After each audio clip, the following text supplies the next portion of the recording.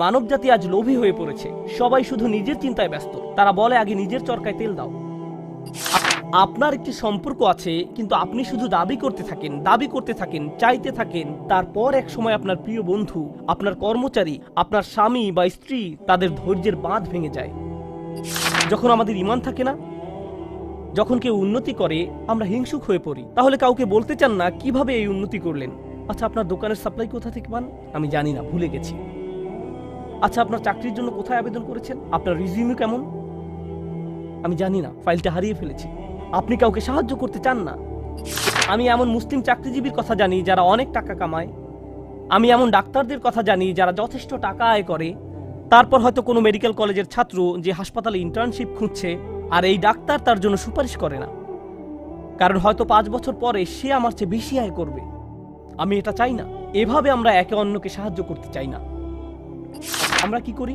কেউ একটা দোকান খুললো, আরেকজন দেখে ভাবলো ভালো ব্যবসা, আমারও ঠিক একই রকম একটা দোকান দিতে হবে রাস্তার ওই পাশে। আর ওই লোকের সব কাস্টমার নিয়ে যায়। যখনই কোনো কাস্টমার ওই ব্যক্তির দোকানে যেতে নেয়, এই ভাই এদিকে আসেন, আপনাকে একটা জিনিস দেখাই।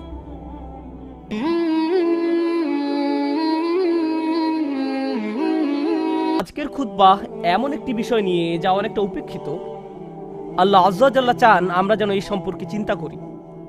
তিনি চান আমরা যেন ব্যাপারটা গভীরভাবে ভেবে দেখি। এভাবে দুটি বিষয়ের মাঝে পার্থক্য তৈরি হয়। যখন আমরা ভাষা কোরআন অধ্যয়ন করি এবং সামনে এগিয়ে যাই, অথবা আমরা থামি এবং আল্লাহ সুবহানাহু ওয়া তাআলা কি বলছেন তা নিয়ে গভীরভাবে ভেবে দেখি।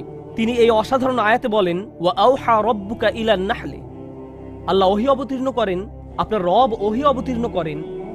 যখন বলেন আওহা রাব্বুকা, কোরআন যেহেতু রাসূলুল্লাহ সাল্লাল্লাহু আলাইহি সাল্লামের নিকট অবতীর্ণ কালাম, যখন বলা হয় আপনার রব অবতীর্ণ করেছেন, রাসূলুল্লাহ সাল্লাল্লাহু আলাইহি সাল্লাম যখন এই কথা শুনছেন, তিনি হয়তো ভাবছেন আমার রব আমার প্রতি কোরআন নাজিল করেছেন। কিন্তু এই আয়াতে আল্লাহ বলছেন, আমি আপনার নিকট অবতীর্ণ হওয়া ওহী সম্পর্কে কথা বলছি না, আমি মৌমাছির নিকট অবতীর্ণ হওয়া ওহী সম্পর্কে কথা বলছি।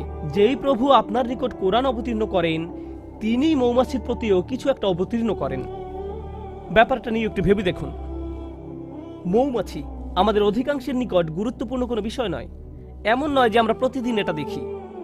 যদি দেখেন, ভয় পেয়ে তাড়িয়ে দেন। আর যদি শহরে বাস করেন, তাহলে তো আপনি এমনিতেই প্রকৃতি থেকে অনেক দূরে। মোটের উপর আমরা ইট পাথরের শহরে থাকি।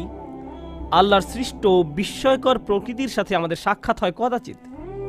যে একটি সৃষ্টিকে এখনো এড়ানো যায় না, তা হলো আকাশ। আকাশ সব সময় উপস্থিত। যারা ব্যস্ত শহরে বাস করেন, তাদের এমনকি উপরের দিকে তাকানোরও সময় থাকে না।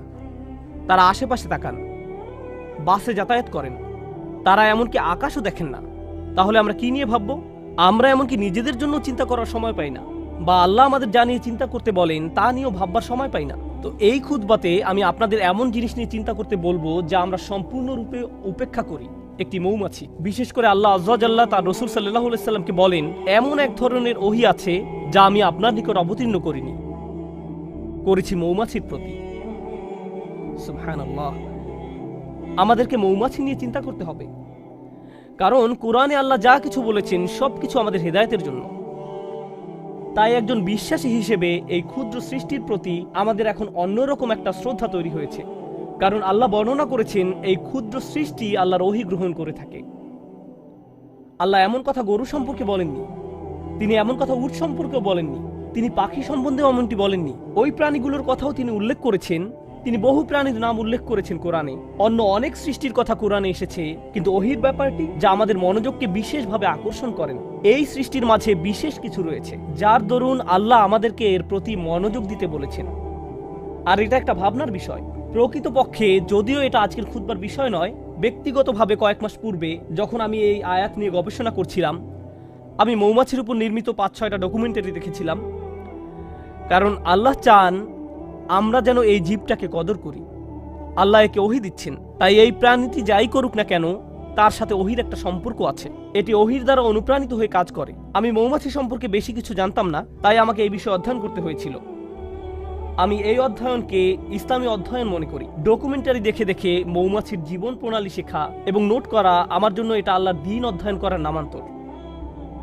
কারণ এই বিষয়টা নিয়ে আল্লাহ আমাদেরকে চিন্তা করতে বলেন। আল্লাহর এই কিতাব থেকে জ্ঞান এবং প্রজ্ঞা অর্জন করতে হলে আমাদের দৃষ্টিভঙ্গির প্রসারতা থাকা জরুরি।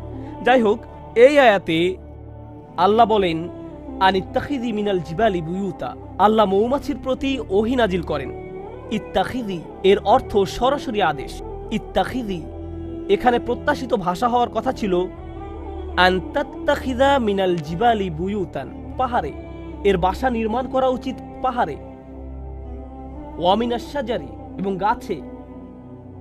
ওয়া মিম্মা ইয়ারিশুন এবং তারা যে গৃহ নির্মাণ করে তাতে, অর্থাৎ মৌচাষীরা এর জন্য যে খাঁচা নির্মাণ করে, যে গৃহ নির্মাণ করে তাতে। তাহলে মানুষ তাদের জন্য যে খাঁচা তৈরি করে তাতেও এরা বাসা তৈরি করতে পারে। এখন আমরা এই আয়াত থেকে যা শিখি, প্রথমত আল্লাহ বিশেষভাবে উল্লেখ করলেন তিনি মৌমাছিকে সরাসরি আদেশ দিয়ে থাকেন। ইত্তাখিযি ব্যাকরণের দিক থেকে ফেলে আমরের মধ্যম পুরুষে ব্যবহৃত হয়েছে। আল্লাহ সরাসরি মৌমাছির সাথে যোগাযোগ করে বলছেন তার কোথায় বাসা বানানো উচিত।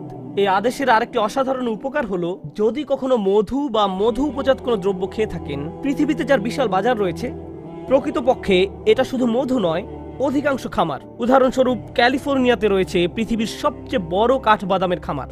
পৃথিবীর 90% কাঠবাদাম আসে সেখান থেকে, আর এর সবটা আসে মূলত মৌমাছির সাহায্যে, যারা বিভিন্ন রকম কাঠবাদামের গাছ থেকে ফুলের রেণু সংগ্রহ করে এবং পরাগায়নে সাহায্য করে, এবং এজন্য কৃষকরা সেখানে মৌ চাষ করে। এখন আল্লাহর প্রতি ওহী নাজিল করে বলেন তুমি বাসা বানাতে পারো পাহাড়ে, বাসা বানাতে পারো গাছে। যদি আল্লাহ না বলতেন ওয়া মিম্মা ইয়ারিশুন, তাহলে আপনারা মৌমাছির বাসা পেতেন শুধুমাত্র পাহাড়ে এবং গাছে। আমরা কখনোই মৌ চাষ করতে পারতাম না, কিন্তু তিনি বলেছেন ওয়া মিম্মা ইয়ারিশুন, যেন আমি আর আপনি মধু খাওয়ার স্বাদ উপভোগ করতে পারি। কারণ আল্লাহ একে অনুমতি দিয়েছেন মানুষের তৈরিকৃত বাসায় মৌচাক নির্মাণের জন্য, যেন আমরা এর চাষ করতে পারি। ব্যাপারটা নিয়ে একবার ভেবে দেখুন। এই ভাবনা আমাদেরকে এই সত্য অনুধাবন করতে সাহায্য করে যে আল্লাহর সৃষ্টি জগৎ থেকে যত কিছু আমরা উপভোগ করতে পারছি, এর কারণ আল্লাহ এদেরকে সরাসরি আদেশ করেছেন আমাদের সেবা করার জন্য। এই ক্ষেত্রে মৌমাছিকে আদেশ করা হয়েছে আমাদের সেবা করার জন্য। তাই যখন মানুষ মৌ বক্স নির্মাণ করে, তুমি তাকে নিজের বাসা হিসেবে গ্রহণ করে নাও। কিন্তু আজ আসলে যে বিষয়টা নিয়ে কথা বলতে চাই তা হলো এই ক্ষুদ্র সৃষ্টি থেকে কিছু পথ নির্দেশনা। শুধু এই সৃষ্টির কদর করা নয়, বরং কিছু হিদায়েত। আর আমি এমন কিছু শিক্ষা এর কাছ থেকে পেয়েছি যা আমাকে সম্পূর্ণ হতবুদ্ধি করে দিয়েছে। আমি রাসূলুল্লাহ সাল্লাল্লাহু আলাইহি সাল্লামের একটি হাদিস পেয়েছি, ওয়াল্লাযী নাফসি বিয়াদিহি, আমি সেই সত্তার শপথ করে বলছি যার হাতে আমার প্রাণ। আল্লাহ রাসূল সাল্লাল্লাহু আলাইহি সাল্লাম কোনো শপথ করা ছাড়াই যা ইচ্ছা বলতে পারতেন, কিন্তু তিনি সর্বপ্রথম আল্লাহর নামে শপথ করেছেন, কারণ তিনি এখন যা বলতে যাচ্ছেন নিশ্চয়ই তা আশ্চর্যজনক কোনো বিষয়। তিনি বলেন ইন্না মাসালাল মুমিন কামাসালিন নাহলা, ঠিক মৌমাছির মতো। মুমিনের উদাহরণ হলো ঠিক মৌমাছির মতো। আমি বসে থেকে ভাবলাম সুবহানাল্লাহ, আল্লাহ প্রথমে আমাদের বলছেন তিনি মৌমাছির প্রতি ওহী প্রেরণ করেন, আর এখন রাসূলুল্লাহ সাল্লাল্লাহু আলাইহি সাল্লাম বলছেন তুমি যদি মুমিন হতে চাও তাহলে ঠিক মৌমাছির মতো হও। মৌমাছির মতো হলে কি হবে, আর কিভাবে মৌমাছির মতো হব? মৌমাছি আমাকে আমার ঈমান সম্পর্কে কি শেখাবে? কিভাবে একজন বিশ্বাসীর মতো বাঁচতে হবে এ ব্যাপারে মৌমাছি কি শেখাবে? ব্যাপারটা এতই সিরিয়াস যে আল্লাহ রাসূল সাল্লাল্লাহু আলাইহি সাল্লাম প্রথমে আল্লাহর নামে শপথ করেছেন, তারপর এই কথা বলেছেন। তো তিনি আমাদের কিছু কথা বললেন যার প্রতি আমাদের মনোযোগ দেওয়া প্রয়োজন, কিন্তু আমি চাই রাসূলুল্লাহ সাল্লাল্লাহু আলাইহি সাল্লাম কি বলেছেন আপনারা তার প্রতি মনোযোগ প্রদান করুন। তিনি বলেন আকালাত তাইয়িবান, এটি ভালো জিনিস খায়, এটি ভালো এবং খাঁটি জিনিস খায়। মৌমাছি উত্তম ফুলের নিকট যায়, এটি এমন কোনো ফুলের নিকট থেকে নেয় না যেটি অপরিপক্ক, নষ্ট। এটি এমন কোনো ফুলের নিকটও যায় না, গন্ধ শুকে এটি বুঝে ফেলে অন্য মৌমাছি ইতোমধ্যে এই ফুলের কাছ থেকে নিয়ে গেছে। এটি নতুন, পরিষ্কার, খাঁটি একটি ফুলের নিকট যায়। এটি শুধু সেই ধরনের ফুলের নিকট যায়। আমাদের ঈমানের প্রথম যে ব্যাপারটি এখানে হাইলাইট করা হয়েছে তা হলো যে রিজিকের আমরা সন্ধানে বেরিয়ে পড়ি, শুধু যে খাদ্য আহার করি তাই নয়, বরং যে রিজিকের পিছনে ছুটি, যে চাকরি আপনি পাবেন, যে ব্যবসা আপনি শুরু করবেন, যে টাকা আপনি কামাবেন এবং যে খাদ্য আপনি আহার করবেন, সব কিছুতে খাঁটি জিনিসের সন্ধান করুন। এমন জিনিসের অনুসন্ধান করুন যা খাঁটি, যা পবিত্র। সর্বোত্তম জিনিসের খোঁজ করুন। আর জানেন তো, মৌমাছি সবচেয়ে ভালো ফুল না পাওয়া পর্যন্ত খুঁজতে থাকে। তাই আমাদেরও সেরাটা অর্জন করতে হবে। ফালিয়ুতিনহু, একজন মুমিনের দৃষ্টিভঙ্গি এমনই, তার উচিত দক্ষতা অর্জন করা। আপনাদের সবাই যখন কিছু করবেন তাতে দক্ষতা অর্জন করুন। আপনার উচিত সেরা হওয়া, এটাই মৌমাছি করে। সে সেরা ফুলের সন্ধানে থাকে, এটাই মৌমাছি করে। এটাই প্রথম শিক্ষা। তারপর তিনি বলেন অওয়াদা তাইয়িবান, এটি উত্তম উপায়ে বসে। যেভাবে এটি ফুলের উপর বসে তা খুব সুন্দর। ব্যাপারটা ভালো এবং খাঁটি, আর আপনাকে এ সম্পর্কে গবেষণা করতে হবে। মৌমাছি নিয়ে গবেষণা না করলে তো এটা আপনি জানতে পারবেন না। মৌমাছি নিয়ে অধ্যয়ন করলে জানতে পারবেন তারা শুধু সে ফুলের কাছেই পরাগ নিয়ে যায় যে ফুলের পরাগ দরকার। মৌমাছি যখন কোনো ফুল থেকে মধু নিতে যায়, তারা ওই ফুল থেকে মধু নিবে না যদি না তারা ওই ফুলকে আরো বেশি কিছু দেয়। তারা একে জীবন দিবে, পরাগ দিবে। আমাদের সবার জীবনে বিভিন্ন রকম সম্পর্ক রয়েছে, ঠিক যেমন মৌমাছির ফুলের সাথে সম্পর্ক আমাদের প্রত্যেকের সম্পর্ক রয়েছে। আপনার আমার প্রতিটি সম্পর্কের ক্ষেত্রে আপনি কিছু নেন এবং কিছু দিয়ে থাকেন। আপনার বিবাহের ক্ষেত্রে আপনি কিছু দিয়ে থাকেন এবং কিছু নিয়ে থাকেন। যখন আপনি পিতা বা মাতা হন, যখন আপনি একজন শিক্ষক, তখন আপনি কিছু দিয়ে থাকেন এবং কিছু নিয়ে থাকেন। যখন আপনি কারো চাকরি করেন বা মালিক পক্ষের হয়ে থাকেন, তখনও কিছু নিয়ে থাকেন এবং কিছু দিয়ে থাকেন। কিন্তু মৌমাছি যা কিছু নেয় তার চেয়ে অনেক বেশি দিয়ে থাকে। এটি নেওয়ার চেয়ে দেয় অনেক বেশি, আর যা প্রদান করে তা গ্রহীতার জীবনকে উন্নত করে, আর যা নিয়ে যায় তা গ্রহীতার কোনো ক্ষতি করে না। এটি ফুল থেকে যা নেয় তা ফুলের কোনো ক্ষতি করে না। এটি ফুলের উপর পা গুলো রাখে খুব সুন্দর করে। প্রসঙ্গত, ফুলের খুব কোমল জায়গায় মৌমাছিকে বসতে হয়। ফুলের তুলনায় মৌমাছি ভারী একটা জীব। যদি সে তার সম্পূর্ণ ওজন ফুলের ওই কোমল জায়গায় রাখে, তাহলে এটি ভেঙে যেতে পারে। তাই এটি ভাসতে থাকে, পুরো ওজন ফুলের উপর রাখে না। এটি পাখাগুলোকে ঝাপটাতে থাকে যেন সম্পূর্ণ ওজন ফুলের উপর না রাখতে হয়। আমরা এখান থেকে কি শিখছি? আপনার একটি সম্পর্ক আছে, কিন্তু আপনি শুধু দাবি করতে থাকেন, চাইতে থাকেন। তারপর এক সময় আপনার প্রিয় বন্ধু, আপনার কর্মচারী, আপনার স্বামী বা স্ত্রী, তাদের ধৈর্যের বাঁধ ভেঙে যায়। আপনার কিছু জিনিস দরকার, হ্যাঁ আমি একমত, কিন্তু অতিরিক্ত নিতে যাবেন না। তাদেরকে এমন চাপে ফেলবেন না যে তারা ভেঙে পড়বে। আর যদি কিছু চান তাহলে বেশি করে প্রদান করুন। তার জন্য কিছু নিয়ে আসুন, তারপর দাবি করুন। আর যখন চাইবেন কম করে চান, জাস্ট যতটুকু দরকার, যতটুকু প্রয়োজন। তাহলে আচ্ছা, এটা সুন্দরভাবে বসে, ভালো একটি জায়গা খুঁজে নিয়ে বসে, এটা সুন্দরভাবে আহার করে। এর আরেকটি উপকার হলো, যদি অন্য কোনো মৌচাকের মৌমাছি পাশ দিয়ে অতিক্রম করে এবং দেখে যে একটি মৌমাছি এই ফুল থেকে আহার করছে, তখন সে এখানে এসে কোনো ঝামেলা বাঁধায় না। কারণ যদি দুইটি আলাদা মৌচাকের মৌমাছি একটি ফুলের উপর গিয়ে বসে, তখন ফুলের ক্ষতি হয়ে যায়, এর আর পরাগায়ন হয় না, ফুলটি এর ফলে মারা যায়। তাই মৌমাছি ব্যাপারটা বুঝতে পারে। সে জানে যে এই ফুলের সাথে ওই মৌচাকের সম্পর্ক গড়ে উঠেছে, আমার আর এর কাছে যাওয়া উচিত নয়, এবং গন্ধ শুঁকে বুঝতে পারে। এরপর সে অন্য আরেকটি ফুলের নিকট যায় যাকে স্পর্শ করা হয়নি এখন। আর আমরা কি করি? কেউ একটা দোকান খুললো, আরেকজন দেখে ভাবলো ভালো ব্যবসা, আমারও ঠিক একই রকম একটা দোকান দিতে হবে রাস্তার ওই পাশে। আর ওই লোকের সব কাস্টমার নিয়ে যায়। যখনই কোনো কাস্টমার ওই ব্যক্তির দোকানে যেতে নেয়, এই ভাই এদিকে আসেন, আপনাকে একটা জিনিস দেখাই। আমরা কি করি? আরো শত শত জায়গা আছে যেখানে আমি দোকান দিতে পারি। আল্লাহ রিজিক প্রশস্ত, আমাকে তার প্লেটের ভাত নিজের প্লেটে তুলে নিতে হবে না। কিন্তু এটাই আমরা করি। মানুষ এমন কৃপণের কৃপণ। আমি এমন মুসলিম চাকরিজীবীর কথা জানি যারা অনেক টাকা কামায়। আমি এমন ডাক্তারদের কথা জানি যারা যথেষ্ট টাকা আয় করে। তারপর হয়তো কোনো মেডিকেল কলেজের ছাত্র যে হাসপাতালে ইন্টার্নশিপ খুঁজছে, আর এই ডাক্তার তার জন্য সুপারিশ করে না, কারণ হয়তো 5 বছর পরে সে আমার চেয়ে বেশি আয় করবে। আমি এটা চাই না। এভাবে আমরা একে অন্যকে সাহায্য করতে চাই না। অথচ একজন বিশ্বাসীর মনোভাব হওয়া উচিত ছিল এরকম, আচ্ছা সে তার রিজিক এখানে আয় করছে, আমার উচিত অন্য কোনো জায়গায় যাওয়া। আমার তার রিজিকে ভাগ বসানোর দরকার নেই, পুঁজিবাদী সমাজের মতো গলা কাটার দরকার নেই। আপনি এই দুনিয়াতে অন্য মানুষের রিজিক দখল করে নিজের টাকা আয় করতে আসেননি। আমি শুধু আমার লাভ বুঝি, আমি এছাড়া অন্য কিছু বুঝি না। সুবহানাল্লাহ। আর নবী সাল্লাল্লাহু আলাইহি সাল্লাম বলেন, ওয়াকাআত ফালাম তাকসির। এটা বসে কিন্তু ভেঙে ফেলে না, এটা দাবি করে এবং নিজেরটা নেয় কিন্তু ভাঙে না। এটা নেয় সর্বোত্তম পন্থায়। আহার করার কি এক মহৎ পন্থা, বাঁচার কি এক মহৎ পন্থা। আমাদের ক্ষেত্রে ব্যাপারটা শুধু টাকার সাথে জড়িত নয়, সম্পর্কের ক্ষেত্রেও এমনটা ঘটে।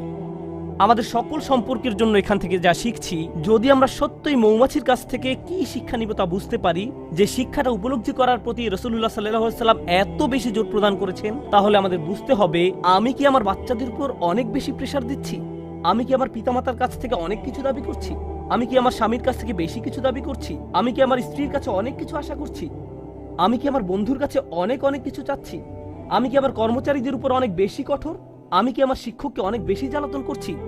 আপনাকে এই প্রশ্নগুলো করতে হবে, কারণ আপনি মৌমাছির মতো হতে চান। তারপর সবশেষে তিনি বলেন, ওয়ালাম তুফসিদ, ওয়ালাম তুফসিদ, এবং এটি কোনো দূষণ তৈরি করে না। মৌমাছিদের একটি উল্লেখযোগ্য ব্যাপার হলো, যে ফুলের কাছে তারা মধু আহরণ করতে যায় তা নিজেদের বাসা থেকে অনেক দূরে, সুতরাং তারা অনেক দূর পথ ভ্রমণ করে, কখনো কখনো তা কয়েক মাইলও হয়ে থাকে। এরপর তারা নিজেদের মৌচাকে ফিরে আসে। আর মৌচাক শুধু তার নিজের বাসা নয়, তার বিশাল প্রতিবেশী রয়েছে, সবাই এই মৌচাকে বাস করে। আল্লাহ তাদেরকে বিশেষ ধরনের নাচ শিখিয়েছেন। একটি নির্দিষ্ট নিয়মে তারা বাতাসে ভাসতে থাকে, যা অন্য মৌমাছিদের জন্য অন্য ফুলের পথ বাতলে দেয়। দেখো, আমি আমার নিজের জন্য কিছু রিজিক পেয়েছি, তোমরাও অমুক অমুক ফুল থেকে উপকার পেতে পারো। আমি তোমাদেরকে সেই রাস্তা দেখিয়ে দিচ্ছি। এটা তখন তাদেরকে পথ দেখায়। এর নাম হলো বি ড্যান্স। জনপ্রিয় পরিভাষা হলো বি ড্যান্স। তারা অন্য মৌমাছির সামনে এই নাচ দেখাতে থাকে, যেন অন্যরাও থেকে মধু আহরণ করতে পারে, যেন তারাও খেতে পারে। এভাবে তারা নিজেদের সমাজ তৈরি করে, একসাথে তারা নিজেদের মৌচাক নির্মাণ করে। তো এটা বুঝতে পারে যে যখন কেউ কোনো কিছু থেকে উপকার পেয়ে থাকে, এটা কোনো প্রতিযোগিতা নয়। যদি সে অন্যদের উপকার পাওয়ার সুযোগ করে দেয়, এর মাধ্যমে আসলে সবাই উপকৃত হয়।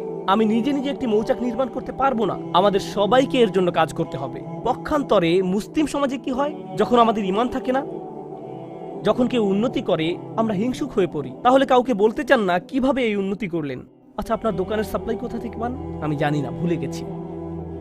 আচ্ছা, আপনার চাকরির জন্য কোথায় আবেদন করেছেন? আপনার রিজিউমি কেমন? আমি জানি না, ফাইলটা হারিয়ে ফেলেছি। আপনি কাউকে সাহায্য করতে চান না, এটা হলো প্রতিযোগিতা। আমি কেন প্রতিযোগিতায় আরেকজনকে সাহায্য করব? আমি কেন তাকে বোর্ড কমিটিতে সিট পেতে সাহায্য করব? আর রাসূলুল্লাহ সাল্লাল্লাহু আলাইহি সাল্লাম মৌমাছির জীবনের মাঝে সীমাহীন বিজ্ঞতা দেখতে পেলেন, কারণ আল্লাহ তাকে বলেছেন, দেখো আমি মৌমাছির নিকট ওহী প্রেরণ করছি। ওয়া আওহা রাব্বুকা ইলান নাহল। যে পথটা মৌমাছি অনুসরণ করে, আল্লাহ তাকে বলছেন সুবুলা রাব্বিক। মৌমাছি বৃত্ত তৈরি করে দুলতে দুলতে সামনে চলতে থাকে, কিন্তু আমাদের পক্ষে তাদের এই পথ ভ্রমণ দেখা সম্ভব নয়। আর আল্লাহ বলছেন, প্রতিটি বাঘ যে এটি নিয়ে থাকে সেটি তার রবের দেখানো পথ। আল্লাহ তাদের জন্য এই পথটি তৈরি করেছেন, আর তিনি এটাকে জুলুলান বলেছেন। এই আয়াতে যে হাল ব্যবহার করা হয়েছে তা হলো জুলুলান। আল্লাহ বর্ণনা করেছেন, মৌমাছি নম্রতার সাথে এগিয়ে চলে। এর একটা চাকরি আছে, গুরুত্বপূর্ণ কাজ আছে, এটা একটা মিশনে আছে, এটা একটা লক্ষ্য পানে এগিয়ে চলছে, কিন্তু তাই বলে এটা অহংকারী নয়। অনেক সময় দেখবেন মানুষ ব্যস্ত সময় কাটালে কেমন জানি অহংকারী হয়ে ওঠে। আমি মারাত্মক ব্যস্ত, তোমার জন্য আমার সময় নেই, পরে কল দিও। আর আপনাদের মাঝে কেউ কেউ বড় চাকরি করেন, মাকে কল দেওয়ার সময় নেই। অন্যদিকে মৌমাছি জুলুলান তথা কাজ করতে যাওয়ার সময়ও নম্রভাবে পথ চলতে থাকে। সুবহানাল্লাহ। সব শেষে যা বলতে চাই, আর 2 মিনিট সময় আছে, আমি মৌমাছি নিয়ে শেষ একটি কথা বলতে চাই। যদিও অনেক কিছু বলার ছিল, শেষ একটা কথা, আল্লাহ এই জীবটাকে অসাধারণ করে বানিয়েছেন, আর এটাকে তার নিজের কাজ করার যোগ্য করে তৈরি করেছেন। এটা নিজের জীবিকা আহরণ করছে। এই মৌমাছির অন্যদের সাথে সম্পর্ক আছে, নিজে উপকৃত হচ্ছে, সমাজের সবার উপকার করছে। এই সব কিছুর উপরে এটা মৌচাক নির্মাণ করে। এই মধুর উপকার মৌমাছিকে ছাড়িয়ে আরো বহু সৃষ্টির মাঝে ছড়িয়ে পড়ে, যা শিফাউন লিন্নাস। এই মধুতে মানব জাতির জন্য রয়েছে চিকিৎসা, ছোট্ট একটা প্রচেষ্টা থেকে। আমরা এখান থেকে কি শিখছি? আমরা যদি মুমিনদের একটি সমাজ তৈরি করতে চাই, আমরা যদি পরস্পরের উপকার করতে চাই, আমরা যদি একসাথে ভাই ভাই হয়ে বাস করতে চাই এবং অল্পে তুষ্ট থাকি, আমাদের সম্পর্কগুলোর উপর বেশি চাপ না দিয়ে থাকি, এর ফলে আমরা যে সমাজ নির্মাণ করব, এতে শুধু নিজেদের উপকার হবে না, বরং মানবতা এর দ্বারা উপকৃত হবে, আরোগ্য লাভ করবে। যদি মৌমাছিদের একটি সমাজ পৃথিবীকে আরোগ্য দান করতে পারে, কত শত রোগ বালাই মধুর মাধ্যমে আরোগ্য লাভ করে। রাসূলুল্লাহ সাল্লাল্লাহু আলাইহি সাল্লাম কর্তৃক সত্যায়িত একটি ওষুধ হলো মধু। আর মধু কখনো তৈরি হয় না যতক্ষণ না মৌমাছির একটি সমাজ একত্রে বসবাস করা শিখে এবং একত্রে কাজ করা শিখে। যদি এই উম্মাহ, যার মৌমাছির মতো হওয়ার কথা, যদি আমরা একসাথে কাজ করা শিখি, একত্রে বসবাস করা শিখি এবং আমাদের নিজস্ব সমাজ তৈরি করি, এর ফলে আমরা শুধু নিজেদের উপকার করব না, আমরা মানব জাতির জন্য আরোগ্য লাভের এক উপায়ে পরিণত হব। কারণ মানব জাতি আজ লোভী হয়ে পড়েছে, সবাই শুধু নিজের চিন্তায় ব্যস্ত। তারা বলে, আগে নিজের চরকায় তেল দাও। আমরা এই গ্রহকে জ্যান্ত সাবার করে ফেলেছি। প্রসঙ্গত, এতে অবাক হওয়ার কিছু নেই। আজ যেহেতু পৃথিবীতে ফিতনা বেড়ে গেছে, পৃথিবীতে আরেকটি ট্র্যাজেডিও লক্ষ্য করা যাচ্ছে। মৌচাকগুলো দিন দিন উধাও হয়ে যাচ্ছে। আল্লাহ আজ্জা ওয়া জাল্লার একটি অন্যতম নিদর্শন হারিয়ে যাচ্ছে। এবং এজন্য সব শেষে রাসূলুল্লাহ সাল্লাল্লাহু আলাইহি সাল্লাম বলেন, ওয়ালাম তুফসিদ, এটা ফাসাদ তৈরি করে না, এটা আহার করার মাধ্যমে আরো বেশি জীবন তৈরি করে। যখন মৌমাছি আহার করে এটি আরো জীবন তৈরিতে সাহায্য করে। আজকের দুনিয়ায় যেভাবে ম্যানুফ্যাকচারিং ইন্ডাস্ট্রিগুলো কাজ করে, যেভাবে আমি আপনি ভোগ করি, আমরা জীবন বৃদ্ধি করি না, বরং আমরা উৎপাদন করি উল্লেখযোগ্য পরিমাণে মৃত্যু ঘটানোর মাধ্যমে। আমরা পৃথিবীতে অনেক বেশি দূষণ তৈরি করি, আমরা অনেক বেশি সামাজিক অপচয় এবং অর্থনৈতিক অপচয় তৈরি করি, আমরা দুনিয়াতে ফাসাদ তৈরি করি। আর রাসূলুল্লাহ সাল্লাল্লাহু আলাইহি সাল্লাম বলছেন, মৌমাছির মতো ভোগ করতে শেখো যেন পৃথিবীতে ফাসাদ তৈরি করা থেকে বিরত থাকতে পারো। পৃথিবীকে আরো বাসযোগ্য করে তোলো। তোমরা তোমাদেরটা নিতে পারো, কিন্তু এর মানে এটা নয় যে পৃথিবীকে এর জন্য বিশাল মূল্য দিতে হবে, পরবর্তী প্রজন্মকে এর জন্য মূল্য দিতে হবে। আল্লাহ আমাদেরকে এর কদর করতে সাহায্য করুন, আমাদের চিন্তাশীল মানুষে পরিণত করুন। আল্লাহ আমাদেরকে গভীর জ্ঞানপূর্ণ এক ধর্ম দান করেছেন। আল্লাহর শপথ, যদি এই ধর্ম নিয়ে চিন্তা করেন তাহলে এটা অন্যরকম এক বিষয়। আর যদি সারা জীবন ধরে শুধু অনুসরণ করে আসছেন কিন্তু কোনোদিন এই ধর্ম নিয়ে চিন্তা করেননি, তাহলে এটা সম্পূর্ণ ভিন্ন রকম একটা বিষয়। আল্লাহ আমাদের চিন্তাশীল মানুষে পরিণত করুন, ভাবুক মানুষে পরিণত করুন, এবং এমন মানুষে পরিণত করুন যারা আসলেই কোরআনের আয়াত নিয়ে চিন্তা করতে পারে এবং রাসূল সাল্লাল্লাহু আলাইহি সাল্লামের হাদিসের গভীর শিক্ষা নিয়ে ভাবতে পারে। বারাকাল্লাহু লি ওয়া লাকুম ফিল কুরআনিল হাকীম ওয়া নাফা'নি ওয়া ইয়্যাকুম বিল আয়াতি ওয়া যিকরিল হাকীম।